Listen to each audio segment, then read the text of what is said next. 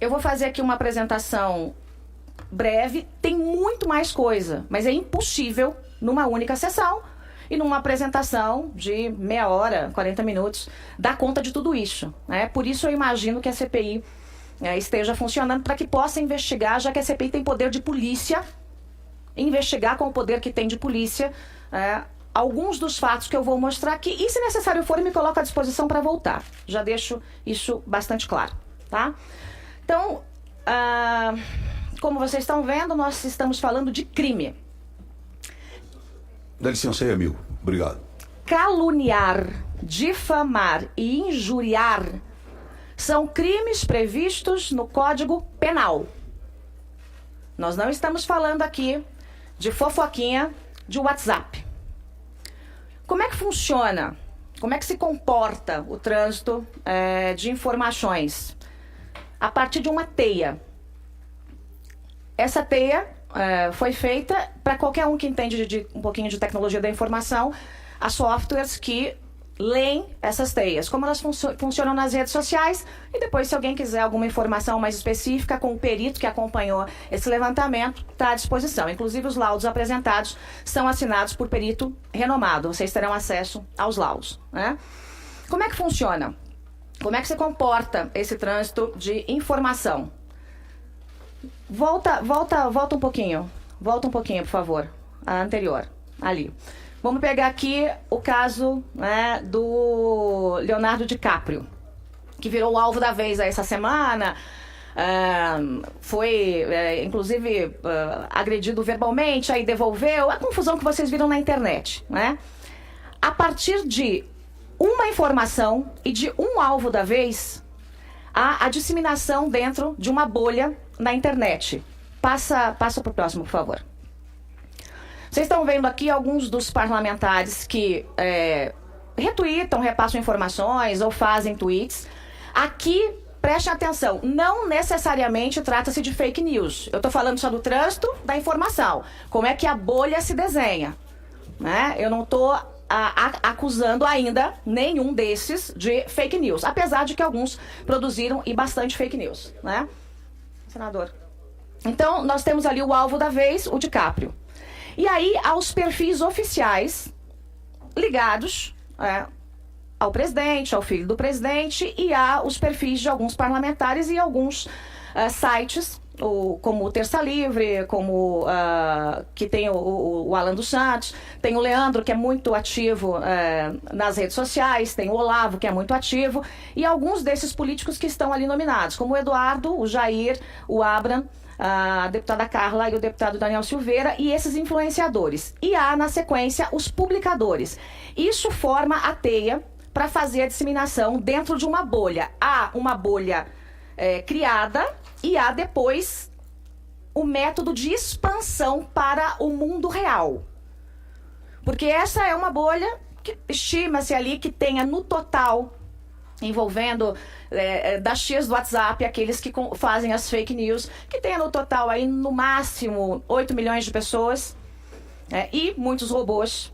Só que dentro dessas 8 milhões de pessoas, há um grupo bem menor, que é o grupo que dissemina as informações para destruir reputações. E vocês vão entender como isso é combinado na sequência aqui da minha apresentação, tá? Pode passar, por favor. Não, volta um pouquinho aqui. Volta um pouquinho. Políticos, né? São os aliados incondicionais do presidente. Eu tuitei muita coisa e publiquei muita coisa do presidente, mas nunca fake news nem nada disso. Vocês vão entender por que eu não fiz parte desse clã, né? Nem antes, nem durante, nem agora. Nem antes da campanha, nem durante, nem agora, né?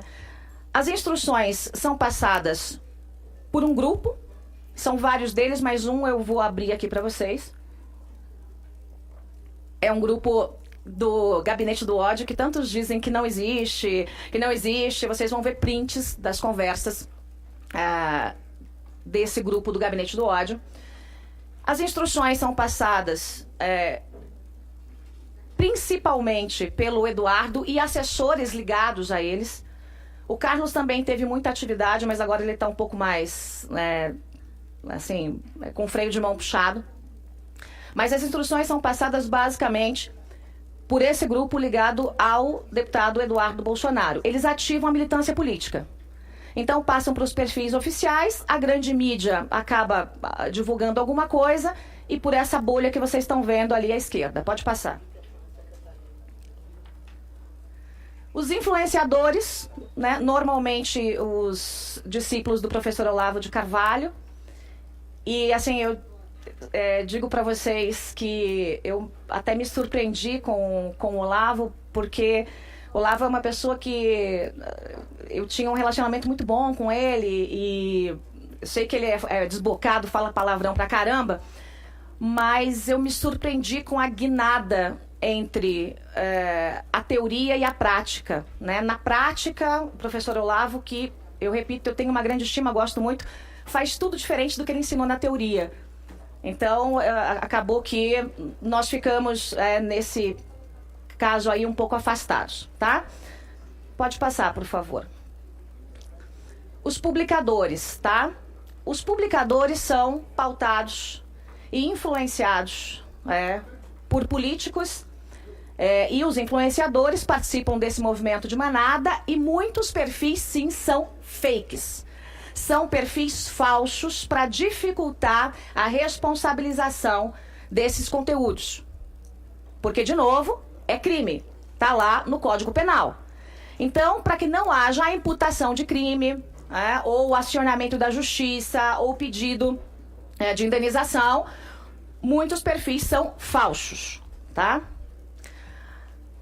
Vocês estão vendo um corte ali entre o que é a bolha e o que é a vida real, né? Então, quem faz essa conexão são essas figuras todas, liderados, nesse caso, pelos assessores e pelo próprio deputado Eduardo Bolsonaro. E essa expansão para a vida real, que nós chamamos, é feita por robôs. E vocês vão ver isso tecnicamente. Eu não estou aqui falando do que eu acho, porque seria leviano. Eu estou aqui falando, tecnicamente, vocês terão laudos. Terão comprovação do que eu estou dizendo, tá? Até por isso, eu não estive aqui na semana passada, porque tudo isso é muito demorado. A perícia é demorada, acionamento de polícia é demorado, porque a polícia já está nesses casos, né? Inclusive, alguns pedidos de quebra de IP já foram encaminhados e determinados já pela Justiça, né? E, por óbvio, eu não vou dizer o nome, né, dessas pessoas, porque tem gente que já jogou computador fora. Eu fiquei sabendo que tem gente que furou drive de computador com furadeira, essas de parede. Então, a destruição de prova é muito complicada. Por isso que alguns nomes, apesar da gente já ter acionado na Justiça, permanecem em sigilo, né? Agora, tem uma coisa que quem destruiu provas de ataques não levou em consideração. Mais de 90% de todos os dados estão protegidos na nuvem. Então, com um pedido da Justiça ou da CPI, é possível resgatar todos esses dados. Todos, ou pelo menos 90%, o que nos dá aí uma boa amostragem do que acontece e como funciona. Nesse caso do Leonardo DiCaprio aqui, eu tô nesse tema porque é o tema mais atual, mas funciona igualzinho para todo mundo, tá? Teve 30 mil interações em 24 horas. 30 mil interações. Essas interações, de novo, são feitas por gente de verdade e por robôs. Né? Tem gente que até apareceu aí, não, olha, eu existo. Sim, mas é uma pessoa por trás de robôs. E isso custa. Isso custa. Em média, para fazer um disparo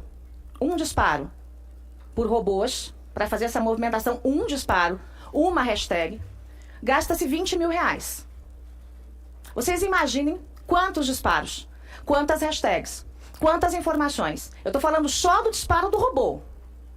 Eu fiquei sabendo desse valor hoje, né? Achei impressionante. Você imagina o que está por trás. A produção, o pensamento, enfim, né? Pode passar. Esse botômetro, né, é uma metodologia desenvolvida por cientistas da Universidade de Indiana para identificar robôs. Então, eles têm uma série de características que foram listadas durante 4 anos, né? E eles reuniram essas características. São mais de 1000 características que diferenciam gente de robô. É simples, né? Isso é científico. Isso aqui também não é um achismo, né? E está à disposição para quem quiser entrar em contato com a Universidade de Indiana, né, para ter